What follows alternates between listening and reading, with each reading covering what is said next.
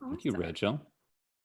So, hi Joel. Hi everyone. Hi, Sarah. Congratulations on your new role. Thank you. Thank you guys all for coming. Is Noah on the call? No. Okay. I will read Noah's part. So, Joel Chasnoff is a writer, actor, and comedian originally from Chicago. After graduating from college in the United States, he moved to Israel to join the Israeli army. He now lives in Israel with his wife and 4 kids, one of whom is in the army now. He was scheduled to perform in Florida and in Chicago at conventions this spring. Today, he'll be doing a session called Jokes Your Zayde Will Like. He'll explain what it means once we hand it over to him. So I will hand it over to you. Wow. Very smooth transition. Thank you guys for hosting me. I'm really thrilled that BBYO is doing this. I want to thank Rachel in particular for, handling all the logistics of making this happen. Usually when I start these sessions, I begin with just a little bit of background about, what the situation I'm in right now, living in Israel, and just sharing some of that. And I know that you guys had some questions. You can ask them if you want, or I can just sort of speak off the top of my head. But did Sarah and Rachel, what's the best way? Yeah, Blake, you want to ask one of the questions from the list? Do you have it? Yeah, absolutely.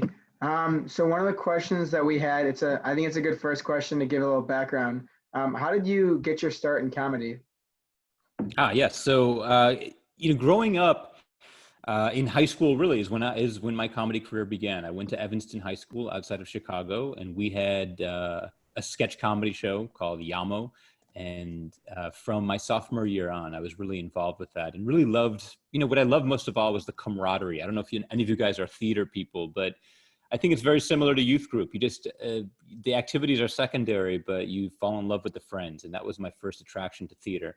And then in college, I went to the University of Pennsylvania in Philadelphia, and they have an all-male comedy group called Mask and Wig, where we would write our shows. And for what I learned there in college was how to write even when you're not feeling funny, which I think is so important if you want to go into comedy or music or any of the arts, creative writing, is being able to be creative even when you don't feel necessarily creative, to treat it like a job. And one of my favorite comedians, Jerry Seinfeld, he would often talk about how he would make sure to sit down every day to write. And I really respect that. And that's something in college I think I learned how to do.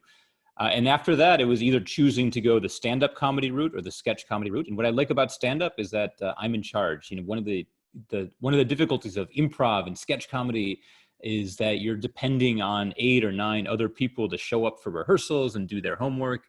And with stand-up, it's really all on your shoulders, which can be tough because it means the burden is only on you and there's no one else to blame. But ultimately, it's freeing because if you're going to go out and go to the open mics and write new material, it's up to you to do that. And I like that freedom. And once you begin doing it, the career sort of takes off on its own. But high school was really where I started. Awesome. Danny, did you want to ask one of the questions? Yeah, I'm Danny, by the way. Hey, Danny. Hi, nice to meet you. You too. So you live in Israel now. How are they handling the coronavirus situation there? Any differences between the way the U.S. is handling it and Israel's approach?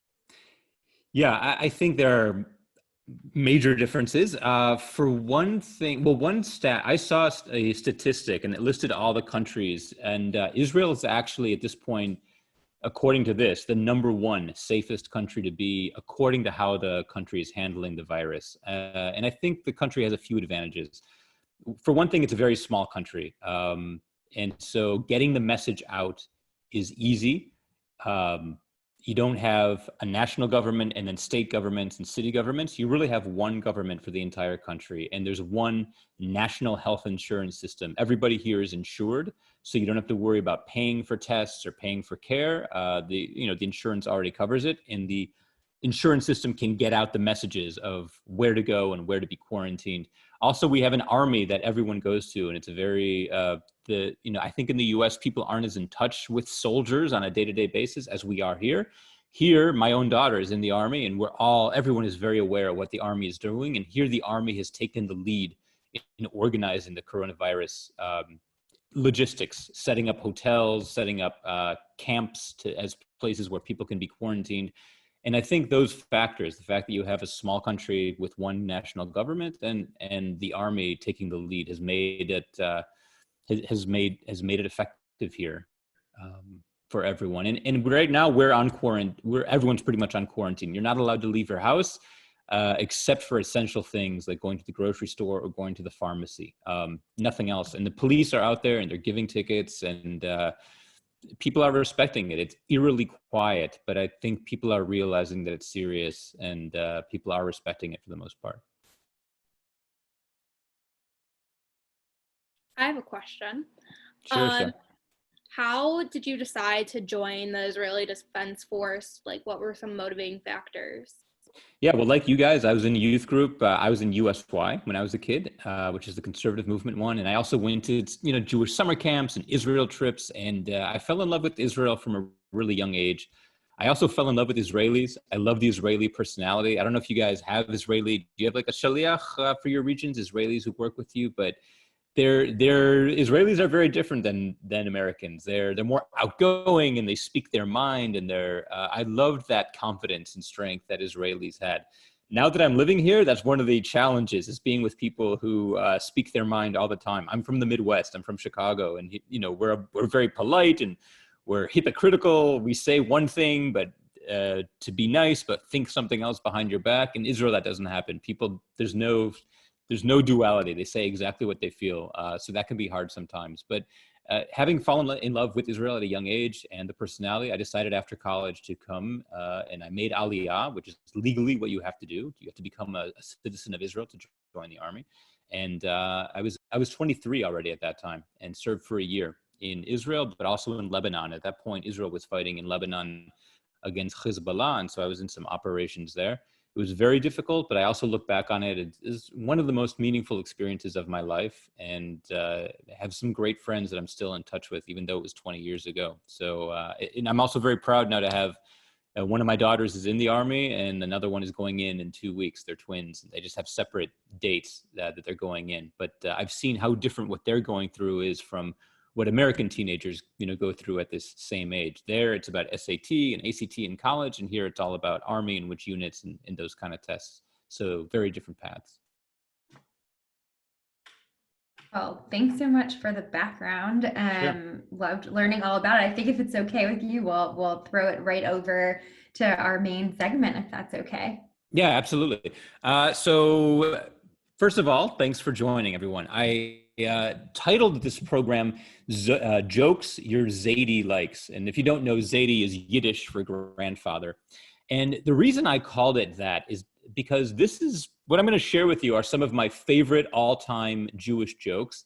And I can guarantee you that your grandparents would love these jokes. At the same time, I'm not 100% sure whether you necessarily would love them. And I would really love for this session to be interactive and to hear from you as we go along, what you think of these jokes. You can speak to the screen the way Sarah and Blake were, or you can chat in your responses. But it's really intriguing to me as someone who makes his living in humor, the differences between what different generations find funny. I'm between the grandparents and you guys. I'm in my 40s. So I appreciate these jokes, but I don't necessarily see them the same way that my grandparents did. Why is that?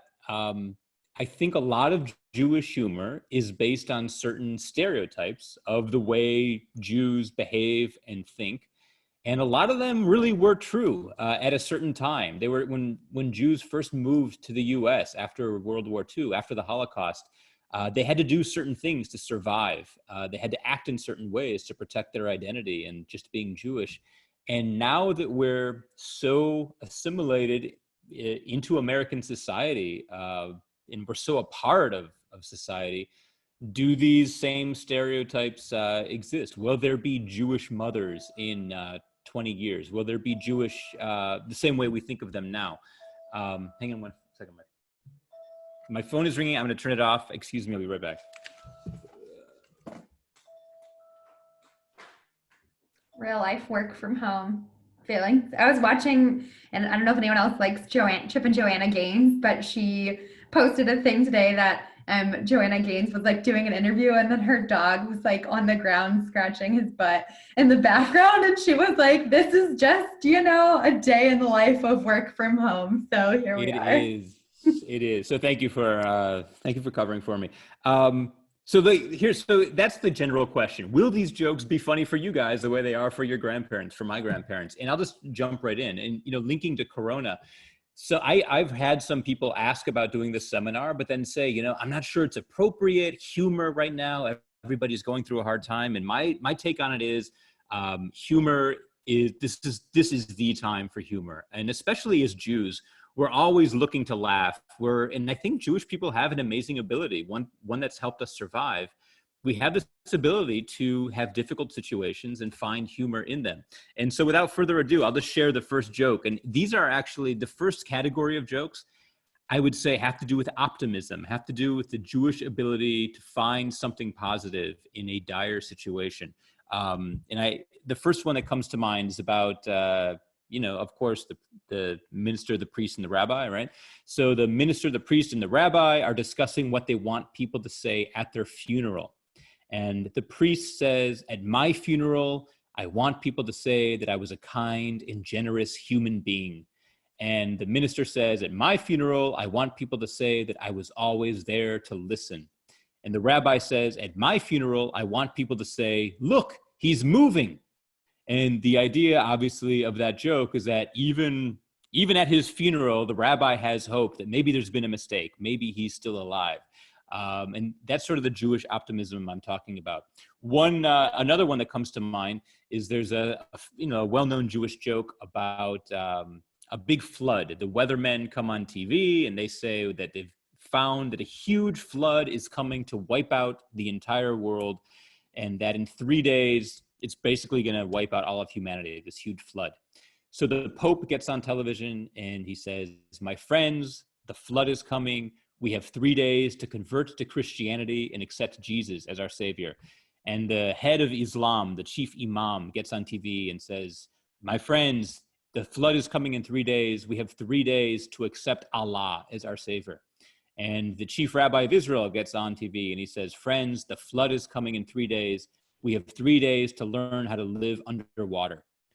And I think that joke actually has a nice message to it, that even when things look hopeless, completely hopeless, I think Jewish people do have an ability to see what is the silver lining, what might we still be able to do in this situation. And if you think of what is the most dire Jewish situation we've been in, it's obviously the Holocaust. I mean, the Holocaust, what could be more horrible than that? But there are examples actually of humor in the Holocaust as well. It's not very well known, but sometimes Jews would be able to smuggle musical instruments into the concentration camps, and they would put on little shows for each other to try to cheer each other up at night. And they would make jokes about their Nazi captors. And there's actually a poem. There's a great book on Jewish humor by Rabbi Joseph Telushkin. And in this book, he mentions this poem that was found in one of the concentration camps. I think it was Treblinka, on the wall of the bunk where where the Jews slept. And the poem, it's a very sarcastic, dark, and somewhat funny poem, but also kind of biting. It's very biting and dark humor. The poem says, because of Hitler, we can follow all of the mitzvot, all of the commandments. We dress like it's Purim, we live in Sukkot, and we eat like it's Yom Kippur. So the idea there is whoever wrote that poem was able to say that, Hitler's allowed us to follow the commandments, and he's also making fun of their absurd suffering. But that's what Jews do, and that's why I think humor is appropriate now. And those are some of the jokes that came to mind about optimism and that Jewish point of view. Does anyone have a question or want to say? I'd be curious to hear if you thought these jokes were or weren't funny or resonated with you in any way. You can answer as we go along. Doesn't have to be right now. What about the idea? Oh yeah, go ahead. Yeah, it's kind of like just like a general question about being a comedian. Sure. And like going off the jokes you've told. How do you like kind of draw the line like with coronavirus or like any other issues of like what's funny and what's going too far, or like what's a good joke and what's not for like different issues? You know, Blake, if I had paid you to ask the perfect next question, this would be the one I would have you ask, because I was going to talk about the idea of too soon. You know, when is it too soon, and what's the difference between humor that's uplifting and what's the difference between, humor that's just mean and that puts people down. And I actually want to share a couple of clips with you. So give me a second. I'm going to do a screen share and share you a couple clips from some Mel Brooks movies that some of you may have been maybe familiar with. This is from, does anyone know the movie The Producers? So the movie The Producers is, it's a Mel Brooks movie. He's a classic Jewish comedian, and if you don't know him, look him up. But the whole idea in The Producers is that these two Broadway producers, they want to create a scam, and their scam is, let's write the worst musical in the history of Broadway. That way, when we have all the investment money, it'll close. The show will close after a day or 2 days, and we'll be left with all the money as profit, since we don't have to keep running the show. So they decide, what's the worst musical you could possibly write? And the musical is called Springtime for Hitler. That's the musical they decide to write. And I'm just going to share one of the main scenes. Rachel, can you allow screen sharing? Oh, yes. You know what? You know how? I'm going to make you a co-host and then sorry about cool? that. No No, problem. did it just pop up maybe? Yeah, here we go. Okay.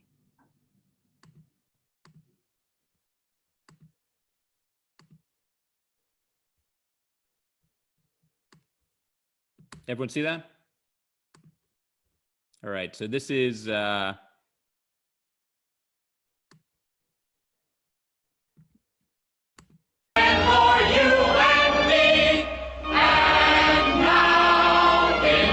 Springtime for Hitler and Germany. Deutschland is happy and gay. We're marching to a faster pace.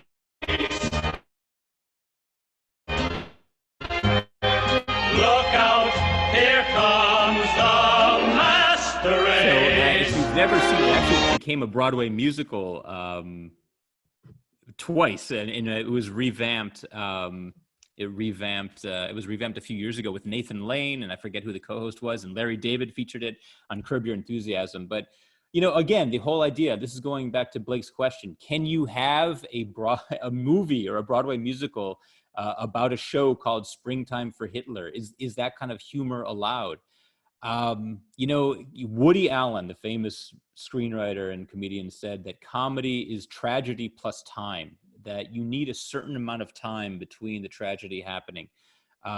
Some people feel the Holocaust is so tragic that no amount of time would ever allow for humor. I personally think that this is funny, but I'm able to separate the tragedy from the reality of it. People who deny the Holocaust or people who are anti-Semitic might see this as just fodder for them, and it would allow them to not take it seriously. So it's a very dangerous line. And just to answer Blake's question, there's no right answer except just to be aware that there is a dangerous line. I'm curious what you guys think. I see we have a couple of chats. So this this song will be stuck in my head for the rest of the day now. And I think you might be able to see the whole movie online or through Netflix or Amazon. I would recommend seeing it because it's really a perfect example of like dark, biting Jewish humor. But there is that idea of too soon, and I think that's apropos here. Other questions people have? So here's a question for you. Why is there so much Jewish humor in the first place? Like, we have many, many Jewish comedians. If you look at the history of comedy in the 20th century, like, so many of the comedians were Jewish. I don't know if you've ever thought about why that is.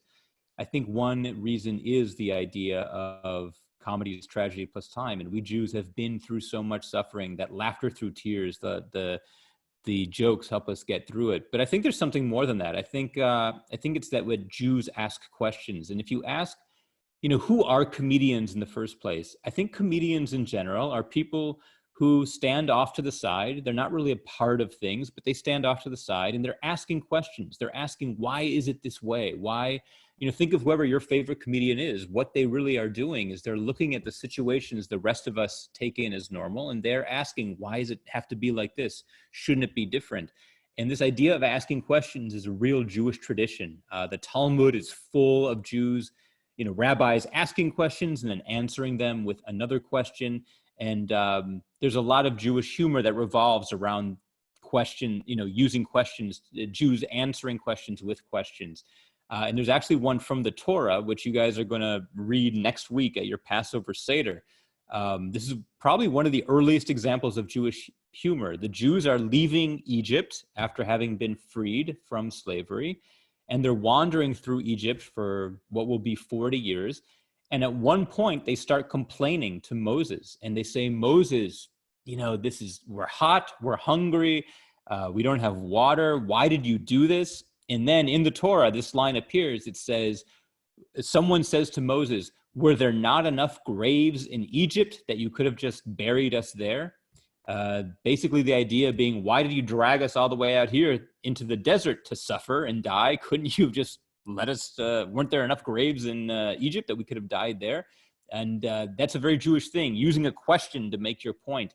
And I think the first time this ever happens is in the Garden of Eden, in one of the very first books, very first stories in the Torah, where God, Cain and Abel are brothers, and Cain is jealous. He kills his brother Abel. And God says to Cain, where is your brother? And Cain answers, am I my brother's keeper? He answers that question with a question. And there are Jewish jokes about this. There's the joke about the old married couple in bed, and the wife says to the husband, she says, Morty, it's cold outside, close the window. And he says, and if I close the window, it'll be warm outside.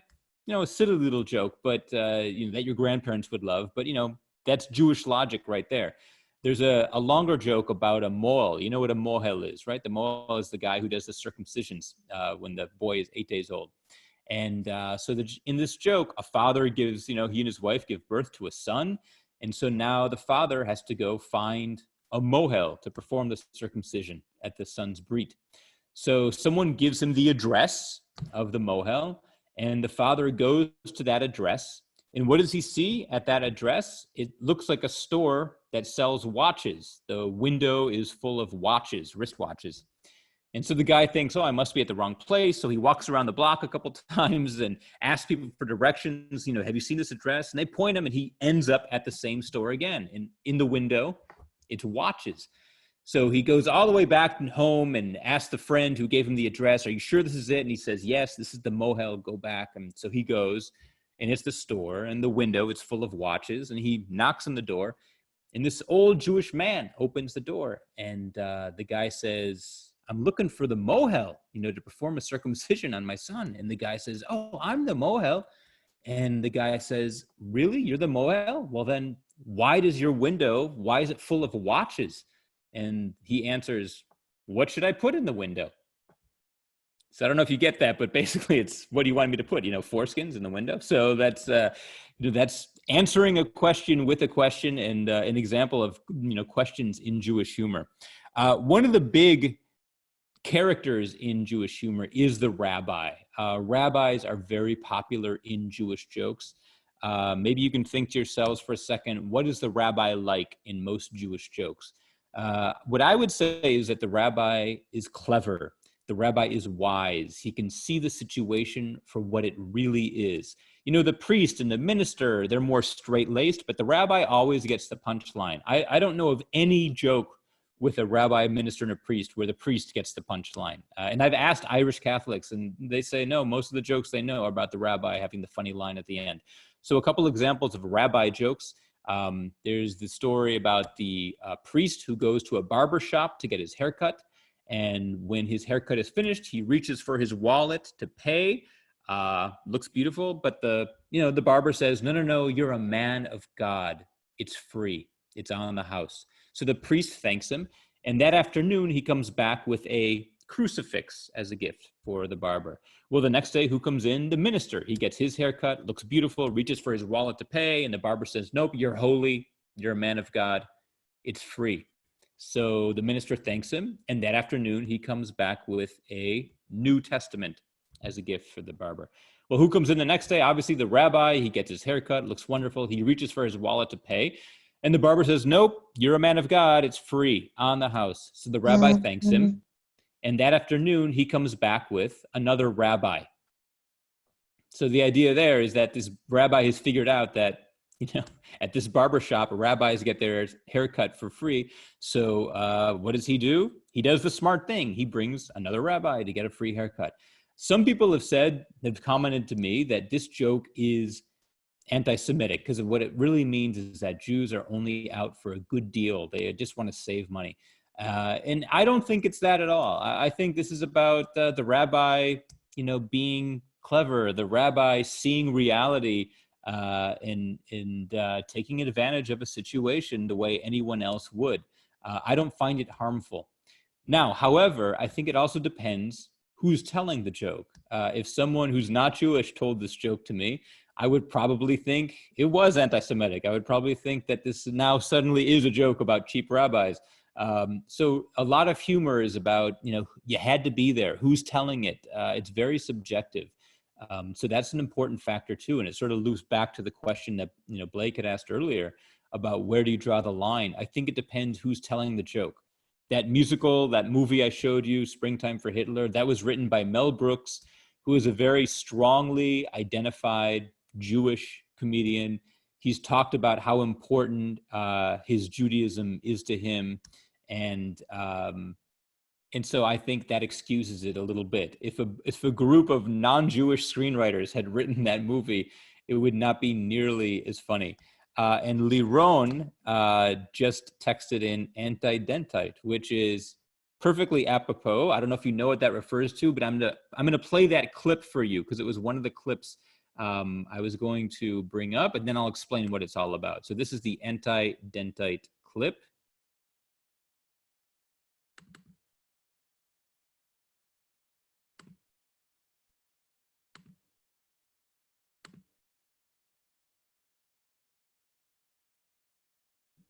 Sorry, 1 second. All right.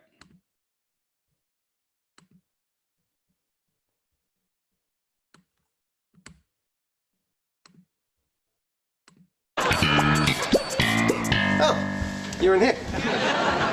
What are you doing here? I knew you had an appointment. Well, this is very awkward. I'll leave when the guy comes in. Hey, I gotta tell you, I am loving this yada yada thing. I can gloss over my whole life story. Yeah. Hey, don't play with that. That's going in my mouth. What is this thing? Woo! Oh, hey, all right, that's enough. Just get going. Get out of here. Hey. Oh, quick question. Is it normal for your teeth to make noises like a hissing or a chirping? Sure. This is not the Jewish part, by the way. Fine, I'll make an appointment. All right, it is cavity time. Here we go. Which reminds me, did you hear the one about the rabbi and the farmer's daughter? Huh? Those aren't matzo balls. What? Tim, do you think you should be making jokes like that? Why not? I'm Jewish, remember? I know, but Jerry, it's our sense of humor that sustained us as a people for 3,000 years. 5,000. 5,000, even better. Okay. Chrissy, give me a shtickle of fluoride. That's my favorite line, the shtickle of fluoride. So if you don't know, the premise of the show, of this episode, is that there's a dentist who'd converted to Judaism very recently, and now he's telling Jewish jokes all the time. And Jerry and his friends are concerned that this guy, they're asking the question, when are you allowed to tell Jewish jokes? If you convert to Judaism a year ago, are you suddenly allowed to tell jokes that make fun of Jewish people? And, the dentist says it's what sustained our people for 3,000 years. And yet here he's only been Jewish for a year himself. So that's sort of the premise of that episode. And then there's a whole idea of like someone who converts to Judaism. When are they really Jewish? This is something that for me personally is an issue. My mom converted to Judaism when she was a teenager, actually when she was 19, she converted. had nothing to do with my dad or anything like that. And when I got married in Israel, the government of Israel didn't accept my mother's conversion and told me that even though I'd served in the army, I was not myself technically Jewish. And so this opened up a whole can of worms about what it really means to be Jewish and Jewish identity, that I went through. So that's another issue raised in this episode of Seinfeld. And just a little trivia, I don't know if you ever watched Breaking Bad, but the main character in Breaking Bad, that was the dentist. So Walter White. Any questions, people? Yeah. Oh, so in Israel, did you guys get married in America then? Because I know. Oh, go ahead. Finish your question. I know, like in Israel, the government, right? They won't accept it if it's not like an Orthodox rabbi wedding, right? In Israel. Right. So in Israel, all weddings have to be Jewish weddings, and not just Jewish, but Orthodox rabbi Jewish. So there's no such thing as a Reform movement wedding or a conservative movement wedding. A lot of Israelis go to Cyprus or Greece to get married, just to have a civil ceremony, and then come back here and they're married. They never have the actual ceremony in Israel. In my case, I actually went through a conversion. I went back to the United States. I did a conversion with an Orthodox rabbi who, it wasn't a long conversion. I didn't have to study. He knew that I'd been raised Jewish, served in the Israeli army. I mean, I had worked for many years as a professional Torah reader during college. So, I knew my stuff. It was just a technical detail. And so I did the conversion in the United States, but I still had to dip into the pool and all that thing. Once I was certified Jewish here in America, or there in America, I could come back to Israel and get married. But that's one of the big questions Israel faces right now, is who is a Jew and what qualifies as Jewish. And when you have a Jewish country, those are the questions that are gonna come up. Other questions people have? How about mothers? And this is where I really want to hear from you. Do you think jokes about Jewish mothers will exist in 20 years? And here's why I ask. 30, 40 years ago, Jewish mothers had to do all those things that they are stereotyped for. They had to worry. They had to nag their kids to succeed because education was the only way to be successful in this country when you were an immigrant. Are Jewish mothers still going to be like that? When you guys are parents, do you think you're going to behave the way stereotypical Jewish parents behaved 30 years ago? Or do you think it's a new generation and you might be more traditionally American as opposed to stereotypically Jewish? That's a question that I've wondered. Some examples of Jewish jokes with mothers. There's the joke about the 3 Jewish mothers who are sitting around and they're comparing whose son loves them more. So the first mother says, "My son loves me so much that this year for Hanukkah, he's flying his family down from New York here to Florida, and we're going to celebrate Hanukkah in Miami." And the second mother says, "Well, my son loves me so much that next Passover, he's flying him and his entire family and me to Israel, and we're going to do Seder in Jerusalem." And the last mother says, "That's nothing. My son goes to a psychiatrist twice a week, pays him $200 an hour. And who does he talk about the entire time? Me."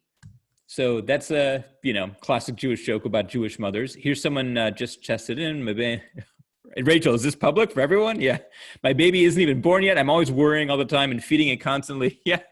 That's do you think you got that from your mother, Rachel, or is that just something that you would do as a mother without the Jewish angle? I mean, maybe pregnancy in the coronavirus time. I'm not quite sure, right. Or just being pregnant and hungry all the time also. There is an expression that all mothers are Jewish mothers, that even if you're Catholic or Italian or God knows what does it mean to be a mother? It means you love your kids and you fawn on them and worry about them. In my act, I talk, in my stand-up act, I talk about my Jewish mother because she's a very powerful Jewish mother.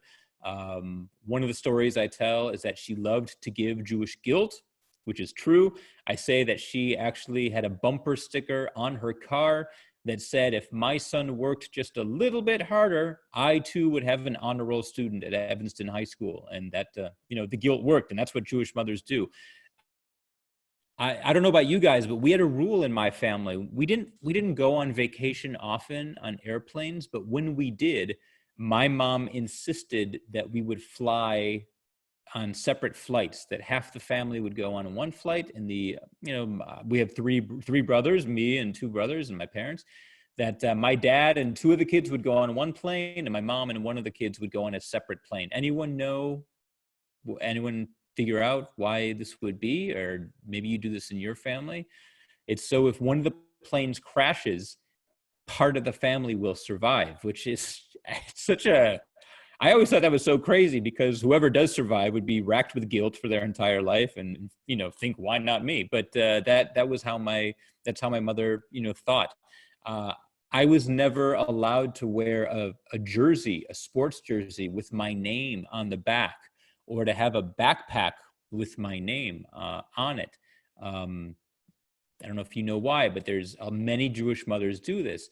And now Rachel's going to do this with her kid, but there's this fear that if you wear this jersey to the park, a stranger could see you in the jersey and he would read your name, and then he would call you by name. And because he's using your name, you would think he knows you and that he's a friend. And then he would say, hey, Joel, your mom told me to pick you up. It's an emergency. And you'd end up going with him and he'd kidnap you. That's many, many Jewish mothers, but still, will not let their kids walk around with their names showing.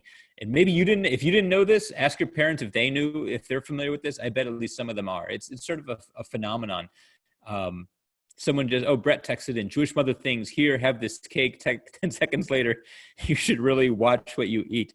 And Leron says, my mom was like that too. Yeah, there's, there's a lot of jokes about Jewish mothers and food. There's one about, the old Jewish man who's dying. He's on his deathbed. And, oh God, I forget how the joke actually goes. He's on his deathbed, he's dying. Oh, and his son says, Dad, I know you don't have much time left. Is there anything I can give you?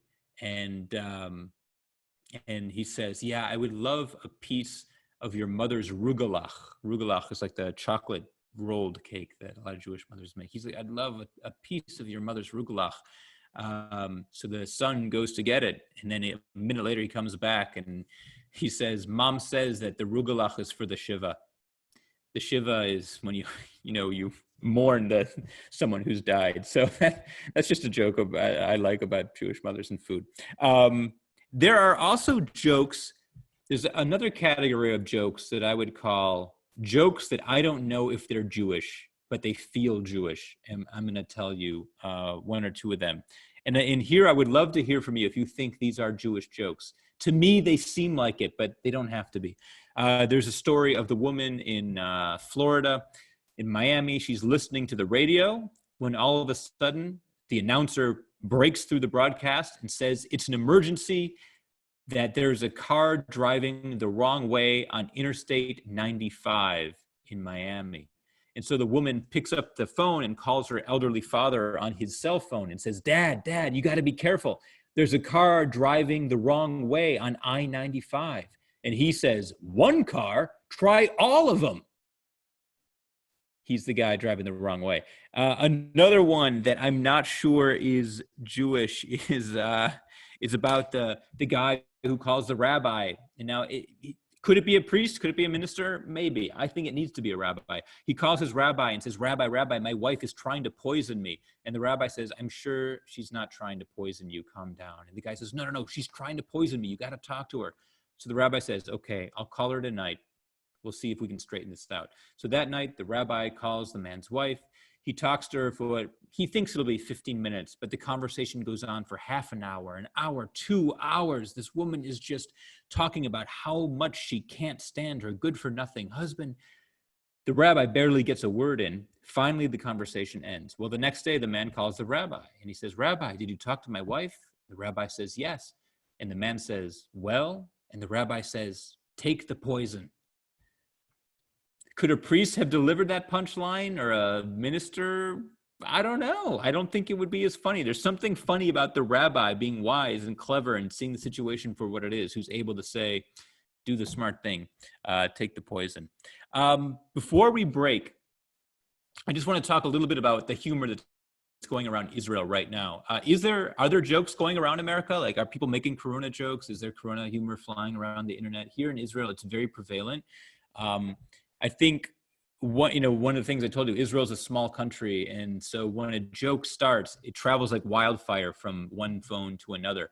Everyone here uses WhatsApp. I don't think in America it's as popular. Here, everybody has it. Even kids in 2nd and 3rd grade have phones because they're very independent, and the teachers give out their assignments over WhatsApp. So everyone has it. And I'm just going to show you real quick some of the things that have been going on WhatsApp here. First of all, I don't know if anyone saw this movie, but this is this video has gone viral. Whoops. Okay. No, it's not working. Sorry. There's a movie of an Israeli mother who's ranting about the virus and how hard it is to, I'll try one more time, how hard it is to do the homeschooling.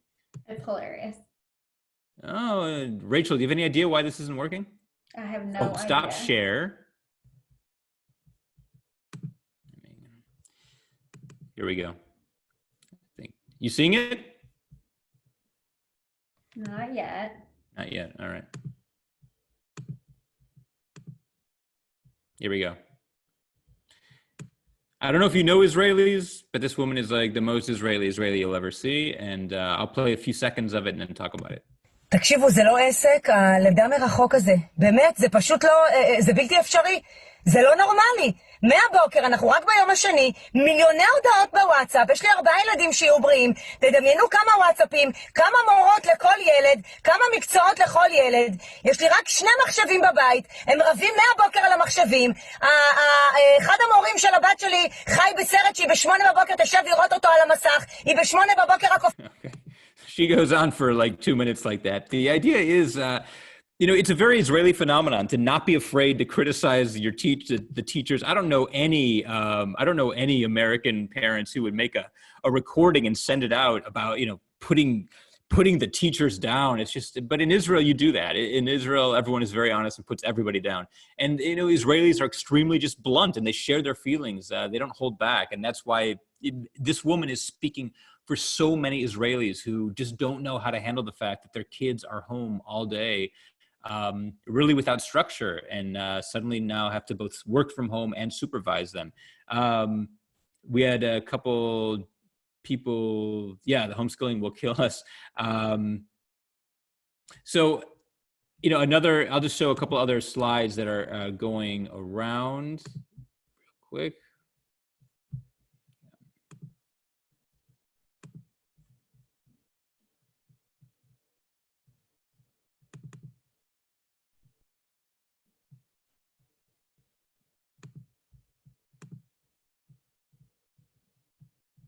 Okay, so these are some of the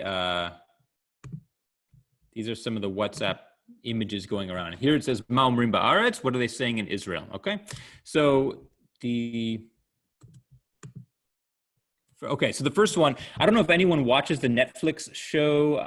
I think it's called Money Heist in English. In Hebrew, it's called Beit Haniyar. In Israel, when someone finds a hit TV show, soon everyone has watched it. I would guess that 90% of the Israeli population has watched this show on Netflix. It's a Spanish TV show about criminals who break into the national mint and print their own money. And the big scene of the series is when they walk out with bags of cash. But someone here doctored it so that they're all walking out with bags of toilet paper. Lily is the most popular brand of Israeli toilet paper. Beit Haniyar, which is the title in Hebrew, which means the house of paper. Instead of meaning money, here it means toilet paper. So that was one of the more popular ones going around. This one says, Al tivhalu, havirus higia misin od shavua ze yitkalkel. If you translate that, it means, don't worry, the virus came from China. It's going to break down in a week. The whole idea of made in China. And the reason this resonates with Israelis is we don't really have Amazon here. It's not so strong. What we use instead is AliExpress, which is the Chinese version of Amazon. And the big complaint among Israelis is that when they order stuff from AliExpress, it breaks almost like within a week, very quickly. And so the idea is, well, the virus came from China. Don't worry, it's going to fall apart too, just like everything else. This one I like because it has sort of a Jewish twist. It says, Hashana ima korona hazot ani lo mash'ir kiseh Eliyahu lechu tidu efu hu histovev kodem.